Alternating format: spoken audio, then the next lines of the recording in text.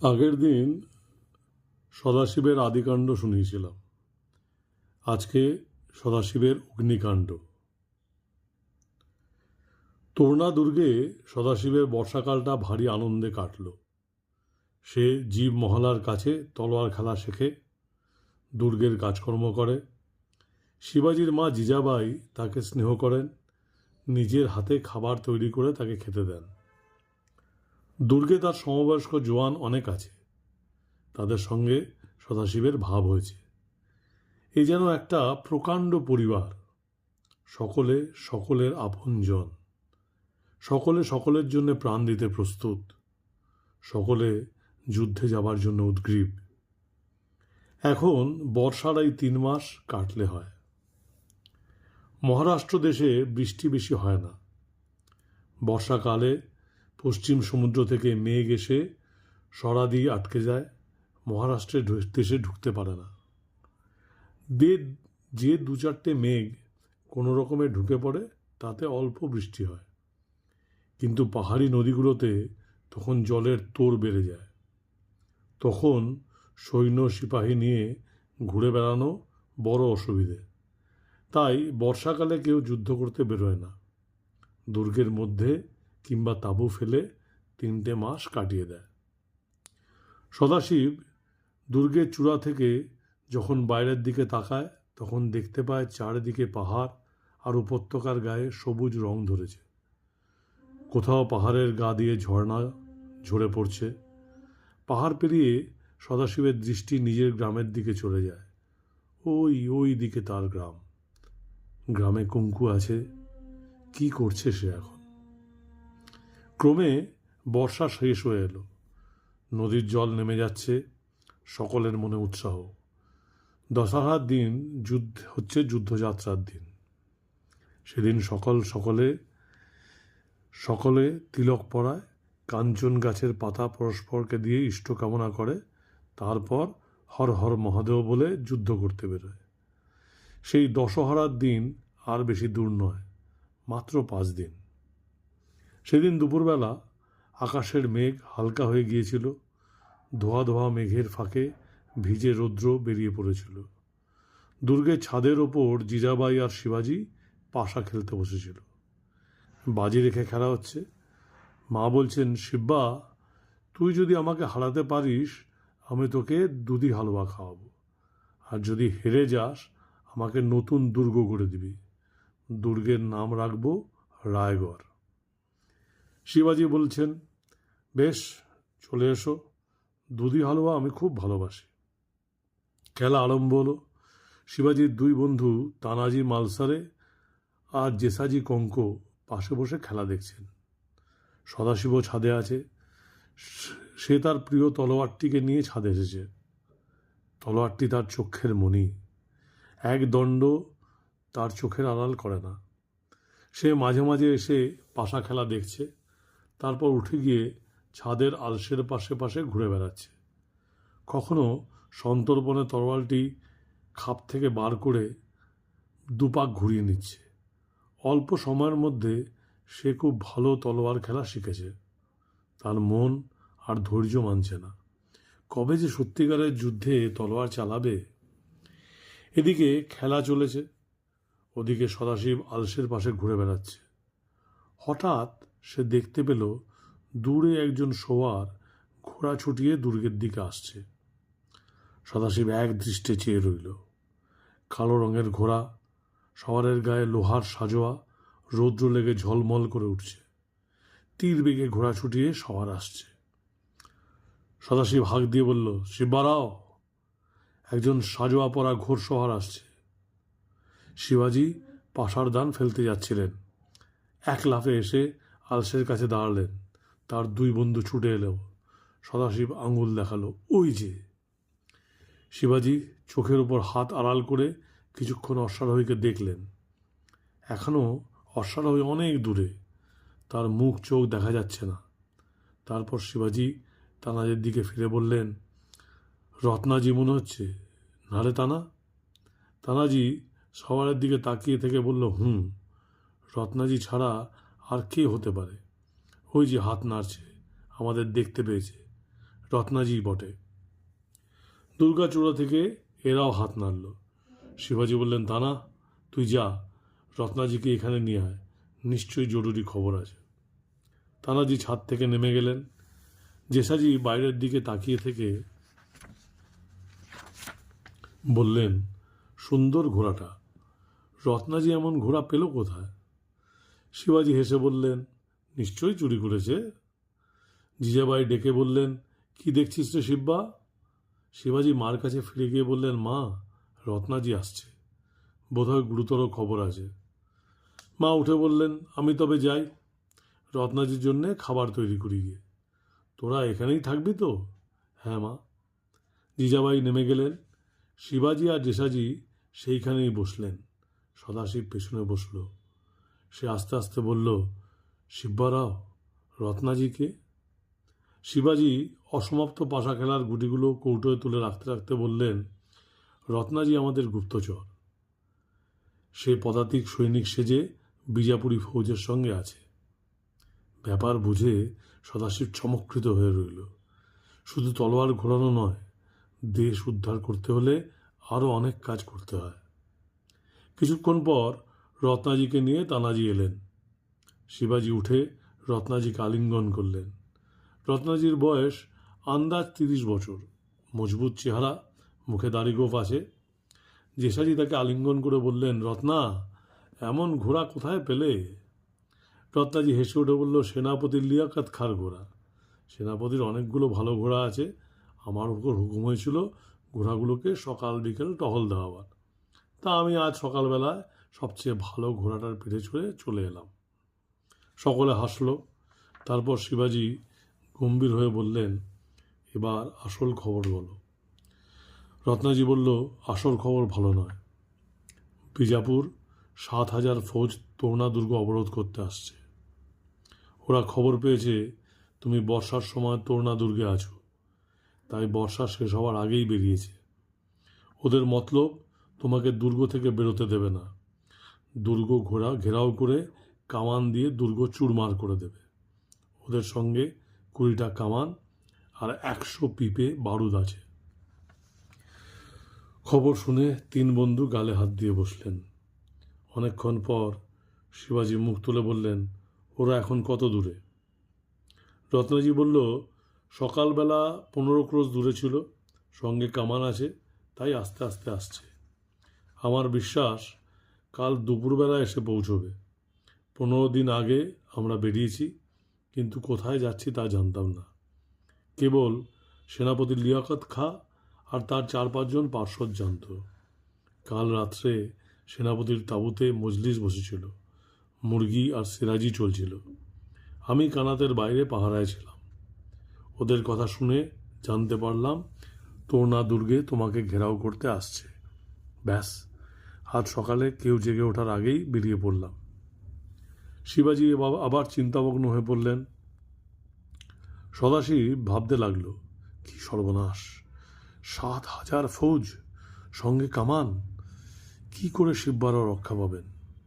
কি করে দুর্গ রক্ষা পাবে? হে মা ভবানী, আমাকে বুদ্ধি দাও, যেন শিবাজি মহারাজকে রক্ষা করতে পারি।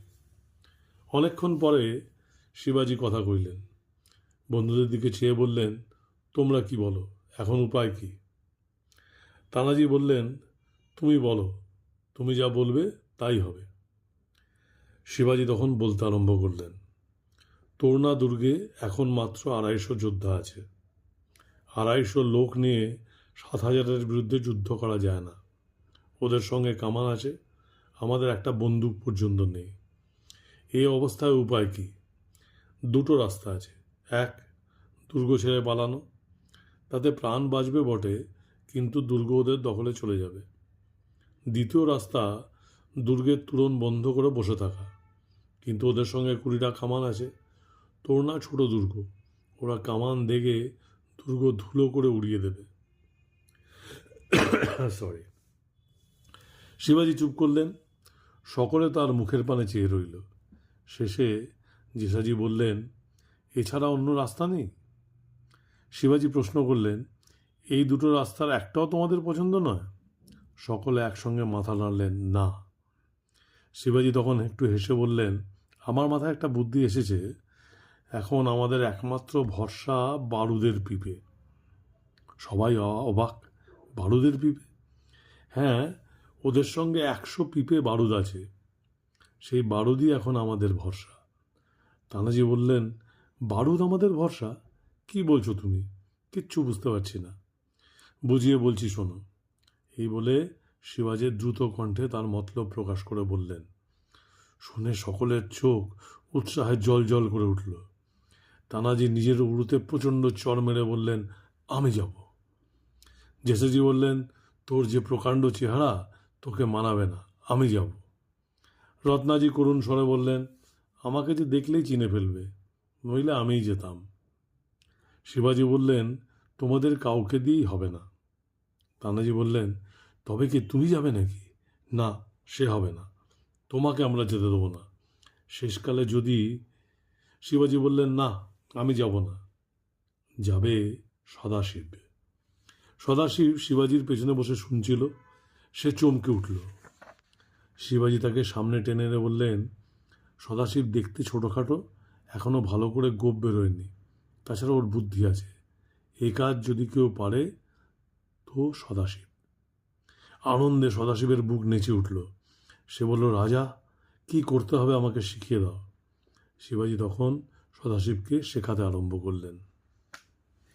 পরদিন ভোরবেলা, তখনও সূর্যোদয় হয়নি।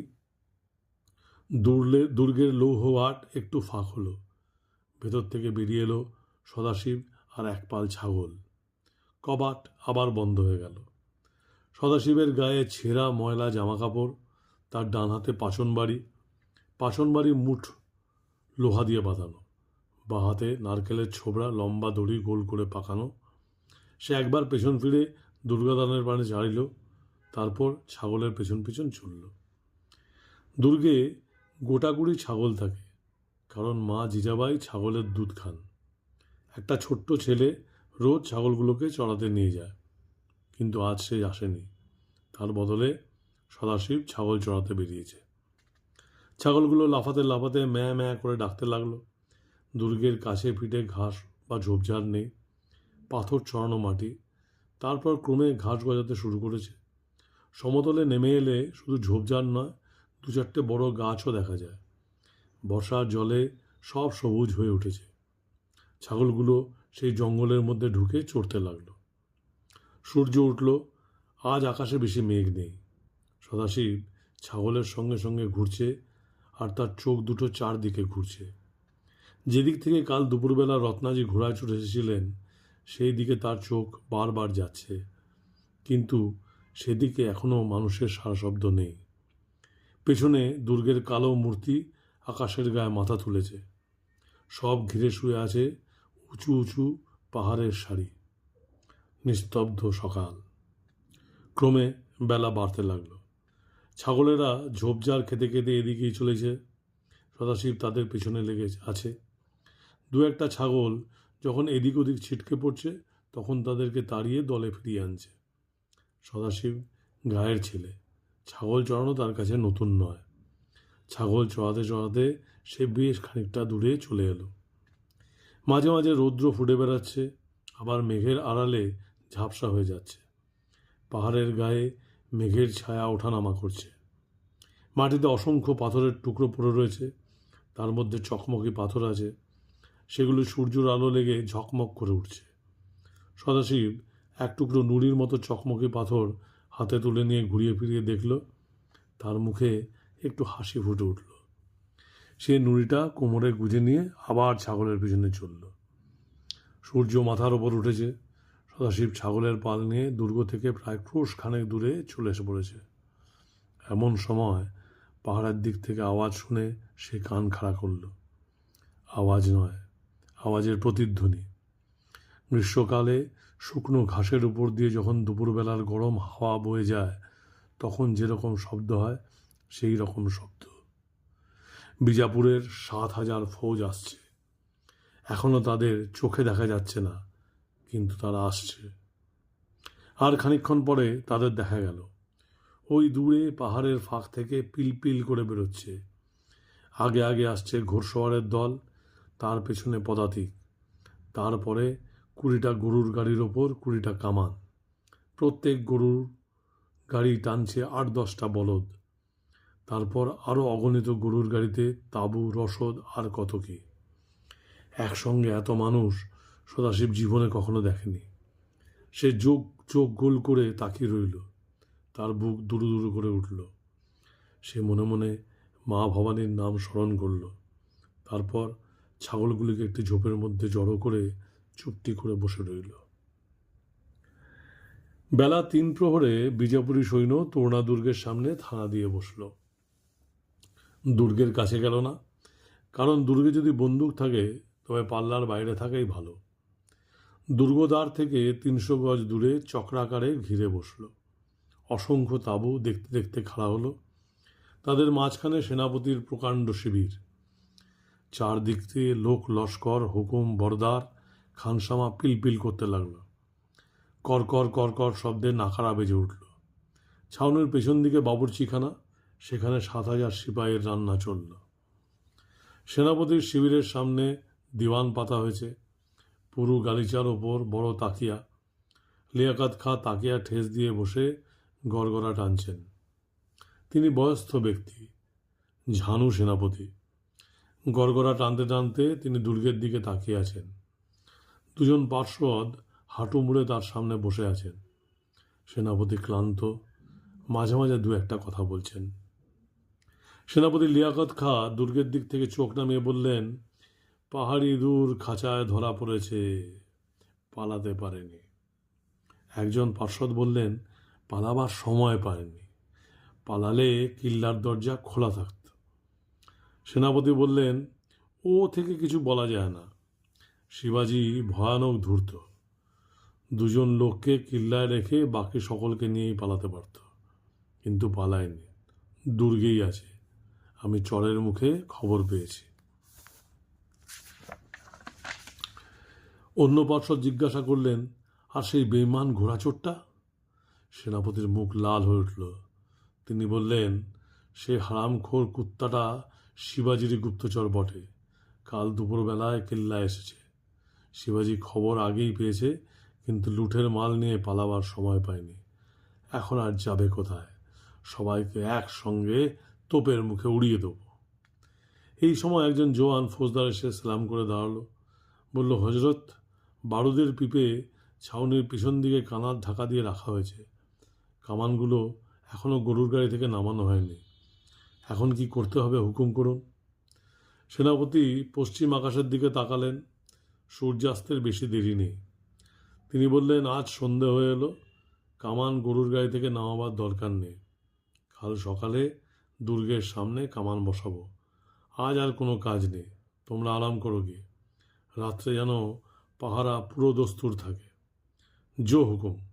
ফৌজদার সালাম করে চলে গেল। সেনাপতি কিছুক্ষণ বসে গড়গড়া টানলেন। তারপর হঠাৎ পাশের দিক থেকে মিহি গলায় ম্যাঁ শব্দ শুনে চমকে উঠলেন। তার সঙ্গে সিপাহীদের হাসির হল্লা। শব্দটা তার দিকে এগিয়ে আসছে। তিনি চোখ পাকিয়ে তাকালেন। কি ব্যাপার? অল্পক্ষণ পরে দেখা গেল 2 সারি তাঁবুর মাঝখান দিয়ে এক পাল ছাগল আসছে। তাদের পেছনে একজন সিপাহী একটা ছোট্ট ছেলেকে কোমরে দড়ি বেঁধে নিয়ে আসছে।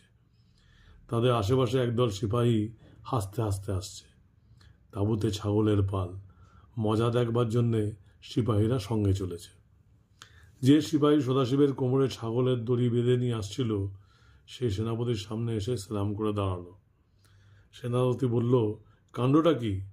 এই ছেলেটা কে? এত ছাগল কোত্থেকে এলো? সিপাহী বলল, হজরত, এই ছেলেটা ছাগলগুলোকে নিয়ে ছাউনির পশ্চিম দিকে জঙ্গলের দিকে লুকিয়েছিল। ম্যাঁ শব্দ শুনে আমি গিয়ে ওকে ধরেছি। সাবাস! সেনাপতি তার বড় বড় চোখ সদাশিবের দিকে ফিরিয়ে মোটা গলায় বললেন, তুই কে রে? সদাশিব ভ্যাঁ করে কেঁদে ফেলল। যেসব সিপাহী মজা দেখতে এসেছিল তারা হো হো করে হেসে উঠেই আবার চুপ করল। সেনাপতির সামনে হাসলে গোস্তাকি হয়। সেনাপতি দেখলেন ছেলেটার বয়স 14-15 বেশি নয়। তার সামনে এসে খুব ভয় পেয়েছে। তিনি গলার আওয়াজটা একটু নরম করে বললেন, ভয় নেই, তুই ছাগল কোথায় পেলি? সদাশিবের কান্না একটু কমল। সে বলল, দুর্গের ছাগল, আমি চড়াই। সেনাপতি তখন তাকে জেরা আরম্ভ করলেন। তুই দুর্গে থাকিস? সদাশিব বলল, হ্যাঁ। শিবাজি দুর্গে আছে? হ্যাঁ আছে। আর কে আছে? আরও 200-300 লোক আছে। কাল বাইরে থেকে দুর্গে কোনো লোক এসেছিল? আমি জানি না। আমি ভোরবেলা ছাগল চড়াতে বেরোই, সন্ধেবেলা দুর্গে ফিরে যাই। আজ ফিরে যাসনি কেন? ফিরে যাচ্ছিলাম, এমন সময় তোমরা এসে বললে। আমি ভয়ে ঝোপের মধ্যে লুকিয়ে পড়লাম। সদাশিবের আকার প্রকার দেখে সেনাপতি লিয়াকত খাঁর বিশ্বাস হলো যে সে সত্যি কথা বলছে। তার সামনে মিথ্যা কথা বলবে এত বুদ্ধি তার নেই। তিনি তখন সিপাহীকে বললেন, ওর কোমরের দড়ি খুলে দাও। দড়ি খোলা হলে সদাশিব দড়ি আর লাঠি হাতে মাটিতে বসে আবার কাঁদতে শুরু করল। সেনাপতি বললেন, আবার কি হলো? সদাশিব বলল, আমি দুর্গে ফিরে যাব। দুর্গে ফিরে যাবি কি করে? দুর্গের দরজা বন্ধ। আমার যে বড্ড খিদে পেয়েছে। সিপাহীরা হেসে উঠল। সেনাপতিও একটু হাসলেন। বললেন, এটাকে নিয়ে যা, কিছু খেতে দে, আর ছাগলগুলোকে বাবুর্চিখানায় পাঠিয়ে দে। যে সিপাহী সদাশিবকে ধরে এনেছিল সে তাকে বাবুর্চিখানার দিকে নিয়ে গিয়ে চলল। যেতে যেতে জিজ্ঞেস করলো, কি খাবি? সদাশিব বলল, বাজরির রুটি আর চিঞ্চের চাটনি। বাজরির রুটি আর তেঁতুলের চাটনি? সিপাহী হেসে উঠল। বলল, কোফতা কাবাব খাবি না? সদাশিব বলল, সে কাকে বলে? গোস্ত। গোস্ত খাসনি কখনো? না, ও খেলে জাত যায়, ও আমি খাবো না। বিজাউরি ফৌজে অনেক হিন্দু সৈন্যও ছিল, তাদের আলাদা রান্নার ব্যবস্থা। সিপাহী সদাশিবকে সেখানের দিকে নিয়ে গেল। খোলা জায়গায় উনুন জ্বালিয়ে রান্না চড়ছে। অনেক টিকিধারী পাচক রান্না করছে। সিপাহী একজনকে ডেকে বলল, সেনাপতির হুকুম, এই ছেলেটাকে খেতে দাও। পাচক জিজ্ঞেস করলো, এ কে? সিপাহী বলল, এত খোঁজে তোমার দরকার কি? যা বলছি করো। বলে সিপাহী চলে গেল। সদাশিব একা। ছাগলগুলোকে অন্য সিপাহীরা কান ধরে মুসলমানদের বাবুর্চিখানায় নিয়ে গেছে। সদাশিবের মনে একটু দুঃখ হলো, কিন্তু কি করবে? সে দড়িটা কোমরে জড়িয়ে নিল, লাঠিটা পাশে রেখে মাটিতে বসে এদিক ওদিক দেখতে লাগলো। এটা ছাউনির পেছনের দিক। কিছু দূরে 2 সারি গরুর গাড়ির ওপর মোটা মোটা কামান চাপানো আছে, যেন তাল গাছের গুড়ি। 2 সারির মাঝখানে সরু গলির মতো জায়গায় কানার ঢাকা কুপোর মতো জিনিস রয়েছে। 2জন দাড়িওয়ালা চৌকিদার বল্লম কাঁধে গরুর গাড়ির সারির দুপাশ দিয়ে পাহারা দিচ্ছে। সদাশিব আন্দাজ করল কানার ঢাকা জিনিসগুলো বারুদের পিপে। পাছে বৃষ্টি হয়, ভিজে যায়, তাই কানার ঢাকা রয়েছে। কিছুক্ষণ পর পাচক সদাশিবকে খাবার এনে দিল। জোয়ারির মোটা রুটি, তুরের ডাল আর তেলাকুচোর ভাজি, তার সঙ্গে ঘি। সদাশিব পেট ভরে খেল। তখনও রাত্রি হয়নি, কিন্তু অন্ধকার ঘনিয়ে এসেছে। সদাশিব খাওয়া শেষ করে উঠে ছাউনির এখানে ওখানে ঘুরে বেড়াতে লাগলো। চারদিকে লোক লস্কর, হামাল পিয়াদা নিজের নিজের কাজে ব্যস্ত। সদাশিবকে কেউ গ্রাহ্যও করল না। ক্রমে রাত্রি হলো, চারদিকে মশাল জ্বলে উঠল। প্রত্যেক তাঁবুতে ভারে ভারে খাবার যাচ্ছে, সিপাহীরা খেতে বসেছে। এই ফাঁকে সদাশিব রাত্রির মতো একটা আস্তানা খুঁজে বার করল। যেখানে কামানের গরুর গাড়ি সাজানো ছিল সেখান থেকে 20-25 গজ দূরে একগাদা ফালতু তাঁবু আর কানাত পড়েছিল। সদাশিব তারই মধ্যে গিয়ে গুটিসুটি পাকিয়ে শুয়ে পড়ল। আকাশে পঞ্চমীর চাঁদ পাতলা মেঘের ফাঁকে ফাঁকে দেখা যাচ্ছে। ওদিকে গরুর গাড়ির দুপাশে 2জন চৌকিদার টহল দিচ্ছে। সদাশিব পাছন বাড়িটা জড়িয়ে নিয়ে চোখ বুজে শুয়ে পড়ল। বেশ এক ঘুম দিয়ে সদাশিব চোখ মেলল। চাঁদ অস্ত গেছে। আকাশের মেঘ কেটে গিয়ে এক আকাশ তারা ঝলমল করছে। ছাউনিতে সারা শব্দ নেই, সবাই ঘুমিয়ে পড়েছে। সদাশিব তাঁবু আর কানাতের পেছনে ওপর আস্তে আস্তে উঠে বসল। কোমরে হাত দিয়ে দেখল নারকেল ছোবড়ার দড়ি আর চকমকি পাথর ঠিক আছে। লোহা বাঁধানো পাচন বাড়ি হাতের কাছে। এতক্ষণে তার চোখে অন্ধকার সয়ে গেছে। তার কানও খুব তীক্ষ্ণ। সে সমস্ত ইন্দ্রিয় সজাগ করে কিছুক্ষণ শক্ত হয়ে বসে রইল। না, ছাউনির সবাই ঘুমোয়নি। চৌকিদাররা জেগে গেছে, কামানের পাশে দুজন চৌকিদার আগেরই মতন টহল দিচ্ছে। তাছাড়া কয়েকজন চৌকিদার মশাল জ্বালিয়ে সমস্ত ছাউনি ঘিরে চক্কর দিচ্ছে। তারা চক্কর দিতে দিতে মাঝে মাঝে চিৎকার করে ডাক দিচ্ছে, হুঁশিয়ার, হুঁশিয়ার, দুশ্মনের এলাকায় সাবধানে ঘুমাও। মশালের আলোতে চৌকিদারদের দেখে মনে হয় ওরা মানুষ নয়, প্রেত মূর্তি। ওদের বিকট হাঁক শুনে পিলে চমকে ওঠে। সদাশিব মনে মনে মা ভবানীর নাম স্মরণ করে নিল। তারপর হামাগুড়ি দিয়ে তাবড় গাদার থেকে নামল। যেদিকে বারুদের পিপে কানার ঢাকা আছে সেই দিকে চলল। কালো বিড়াল অন্ধকারে যেভাবে চলে সেইভাবে চলল। একটু শব্দ হলো না। যে চৌকিদারগুলো ছাউনির চারপাশে ঘুরে ঘুরে পাহারা দিচ্ছে তারা অন্যদিকে চলে গেল। যে দুজন কামান পাহারা দিচ্ছে তাদের মশাল নেই, অন্ধকারেই পাহারা দিচ্ছে। তারা একবার কামানের সারির এধারে আসছে, একবার ওধারে চলে যাচ্ছে। সদাশিব কামানের সারির 10-12 গজের মধ্যে এসে একটি ঝোপের আড়ালে মাটিতে বুক দিয়ে শুয়ে পড়ল। চৌকিদার দুজন এদিকেই আসছে। সদাশিব নিঃশ্বাস বন্ধ করে শুনতে লাগলো। চৌকিদারের পায়ের শব্দ এক জায়গায় এসে থেমে গেছে। তারা নিচু গলায় কথা কইছে। একজন বলল, কি মিয়া, ঠান্ডা লাগছে? দ্বিতীয় চৌকিদার বলল, হ্যাঁ আগা, বেশ ঠান্ডা। পাহাড়ে দেশ, তাই রাত্রে ঠান্ডা পড়ে। একটু আগুন জ্বালাতে পারলে বড় ভালো হতো। আগা বলল, খবরদার, আগুনের নাম মুখে এনো না। বারুদের কাছে আগুন জ্বালালে গর্দানে মাথা থাকবে না। উত্তরে মিয়া কি বলল শোনা গেল না। তারা আবার কামানের সারের দুপাশ দিয়ে উল্টো দিকে ফিরে যেতে লাগলো। ওদের কথা শুনে সদাশিব নিশ্চিন্ত হলো, বারুদের পিপে এখানেই আছে। তাদের পায়ের আওয়াজ দূরে মিলিয়ে যাওয়ার পর সদাশিব ঝোপের আড়াল থেকে বেরোলো। হামাগুড়ি দিয়ে ছায়ার মতো গরুর গাড়ির দিকে চলল। তাকে যদি কেউ দেখতে পেত মনে করতো একটা প্রকাণ্ড কাকড়া গর্ত থেকে বেরিয়ে শিকার খুঁজে বেড়াচ্ছে। মানুষ বলে চিনতে পারত না। 10-12 গজ এইভাবে গিয়ে সদাশিব সামনের গরুর গাড়ির তলায় লুকিয়ে পড়ল। ঠিক সেই সময় শুনতে পেল চৌকিদারেরা ফিরে আসছে।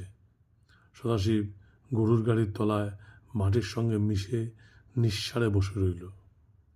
চৌকিদারেরা সামনাসামনি হয়ে আবার কথা বলল। সদাশিব তাদের পা থেকে কোমর পর্যন্ত দেখতে পাচ্ছে। তারা এত কাছে এসে দাঁড়িয়েছে যে হাত বাড়িয়ে তাদের ছুঁতে পারে। একজন বলল, মিয়া, এই সময় এক পেয়ালা সিরাজি হলে কেমন হতো? মিয়া বলল, সিরাজি মাথায় থাক, একবার তাড়ি পেলে পড়তে যেতাম আগা। আগা গলার মধ্যে হাসলো। তারপর দুজনে আবার ফিরে চলল।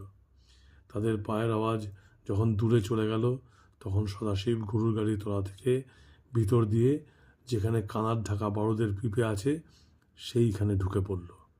কানাতের কোণ তুলে তার তলায় লুকিয়ে পড়ল। এখানে বেশ নিরাপদ, বাইরে থেকে দেখা যাওয়ার ভয় নেই। এতক্ষণ সদাশিব ঠিক জায়গায় এসে পৌঁছেছে। এবার আসল কাজ। কানাতের তলায় কিছু দেখা যাচ্ছে না, মিশমিশে অন্ধকার। সদাশিব হাতড়ে হাতড়ে দেখতে লাগলো। তার হাতে ঠেকলো একটা পিপের গা। পিপের ওপর তক্তা ঢাকা, তার ওপরে কানাত। সদাশিব তক্তার তলায় হাত ঢুকিয়ে দিল। বালির মতো গুঁড়ো পিপেতে ভরা আছে। শিবাজি মহারাজ শিখিয়ে দিয়েছিলেন। সদাশিবের বুঝতে বাকি রইল না যে বারুদই বটে। তার বুক নেচে উঠল, কিন্তু সঙ্গে সঙ্গে বুকের স্পন্দন প্রায় বন্ধ হয়ে গেল। একটা ভয়ঙ্কর আওয়াজ, ঢং ঢং ঢং ঢং। নিঃশব্দ রাত্রির মাঝখানে এই আওয়াজ যেন আকাশ ফাটিয়ে বেরিয়ে এলো। কিছুই নয়, ছাউনিতে রাত দুপুরের ঘণ্টা বাজছে। কিন্তু সদাশিব প্রস্তুত ছিল না, তাই একেবারে কাঠ হয়ে গিয়েছিল। ঘণ্টা থেমে যাওয়ার পরও সে খানিকক্ষণ আড়ষ্ট হয়ে বসে রইল। তারপর শুনতে পেল ছাউনির চৌকিদারদের হাঁক দিতে দিতে চলে গেল, হুঁশিয়ার, হুঁশিয়ার। সদাশিব চাপা নিঃশ্বাস ফেলল। এইবার কোমর থেকে নারকেল ছোবড়ার দড়ি খুলে তার একটা মুখ সে পিপের বারুদের মধ্যে গুঁজে দিল। দড়ির অন্য মুখটা মাটিতে রেখে কষি থেকে চকমকি পাথরের নুড়ি বার করল। পাচন বাড়ির মুঠ লোহা বাঁধানো। সদাশিব অতি সন্তর্পণে লোহা দিয়ে চকমকে ঠুকতে লাগলো। ঠুক ঠুক ঠুক। খুব আস্তে ঠুকতে হবে, কানাদের বাইরে আওয়াজ না যায়। চৌকিদাররা যদি আওয়াজ শুনতে পায় তাহলেই সর্বনাশ। ঠুক ঠুক ঠুক। আগুনের ছোট্ট ছোট ফুলকি বেরিয়ে ছোবড়া দড়ির মুখে পড়তে লাগলো। ক্রমে দড়ির মুখে আগুন ধরল।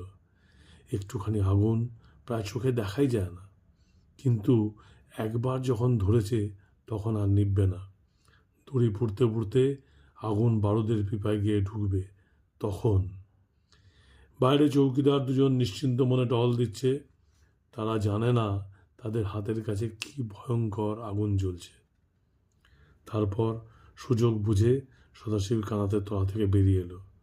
ছায়ার মতো ছাউনি পেরিয়ে ঝোপঝাড়ের ভেতর দিয়ে দুর্গের দিকে ছুটল। কেউ কিচ্ছু জানতে পারল না। দুর্গের দরজায় সদাশিব পাচন বাড়ির ঠোকা দিল। স্বয়ং শিবাজি দরজা খুলে দিলেন। তার পেছনে দুর্গের সমস্ত লোক কাতার দিয়ে দাঁড়িয়ে আছে। শিবাজি জিজ্ঞাসা করলেন, কাজ হয়েছে? সদাশিব বলল, হয়েছে। শিবাজি দু হাতে তাকে বুকে জড়িয়ে ধরলেন। দুর্গের ছাদে আলসের ধারে সবাই দাঁড়িয়ে আছে। অন্ধকার ভেদ করে তাদের দৃষ্টি দূরে ওই ছাউনির উপর গিয়ে পড়েছে। ছাউনি ভালো দেখা যাচ্ছে না, কেবল তারার আলোয় সাদা তাঁবুর আভা, আর তাদের ঘিরে জোনাকির মতো মশাল আলো পাক খাচ্ছে। শিবাজি মাঝখানে দাঁড়িয়েছেন। তার এক পাশে সদাশিব, অন্য পাশে তানাজি আর জেসাজি। কারোর মুখে কথা নেই। সবাই যেন নিঃশ্বাস বন্ধ করে প্রতীক্ষা করছেন নির্দয় শত্রুর হাত থেকে উদ্ধারের একমাত্র উপায়। নারকেল ছোবড়ার দড়ির মুখে এতটুকু আগুন। সময় যেন আর কাটে না, একটি মুহূর্ত কাটছে, আর সদাশিব ভাবছে, কি হলো, এখনো কিছু হচ্ছে না কেন? 3 হাত দড়ি জ্বলতে এত সময় লাগে? তবে কি আগুন নিভে গেছে? ক্রমে পূবের আকাশে একটুখানি আলোর ছোঁয়া লাগলো। দক্ষিণ দিক থেকে কনকনে ঠান্ডা বাতাস বইতে লাগলো। রাত্রি শেষ হয়ে আসছে। হঠাৎ ছাউনির মাটি বিদীর্ণ করে আগুনের একটা উচ্ছ্বাস আকাশে ছড়িয়ে পড়ল। তার তীব্র আলোতে চোখ ঝলসে যায়। তারপরে এলো আওয়াজ, কি ভীষণ আওয়াজ!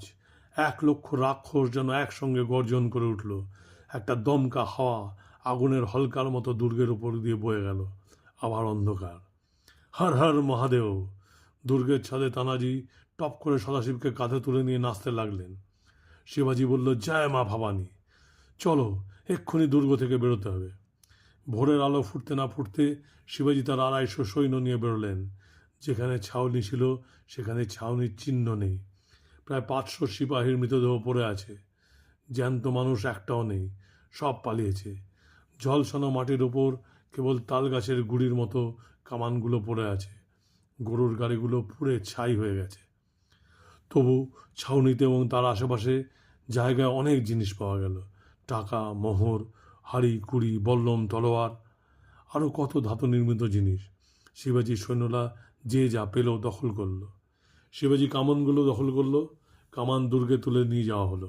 একটা কামান তুলে নিয়ে যেতে 30 জন করে লোক লাগলো। অনেক কামানের গোলাও চারদিকে পড়েছিল, সেগুলোকেও আনা হলো। শিবাজি বললেন, এই কামান দিয়ে আমি তোরনা দুর্গ রক্ষা করব। যত ইচ্ছে শত্রু আসুক, আর ভয় করি না। সদাশিব বলল, কিন্তু বারুদ? শিবাজি বলল, বারুদ তৈরি করতে জানে এমন আতশ কারিগর পুনায় আছে, তাদের নিয়ে আসব। বারুদ তৈরি করা শক্ত নয়, কামান ঢালাই করাই শক্ত। এখন কামান পেয়েছি, আর কারো সাধ্য নেই তোরনা দুর্গ কেড়ে নেয়।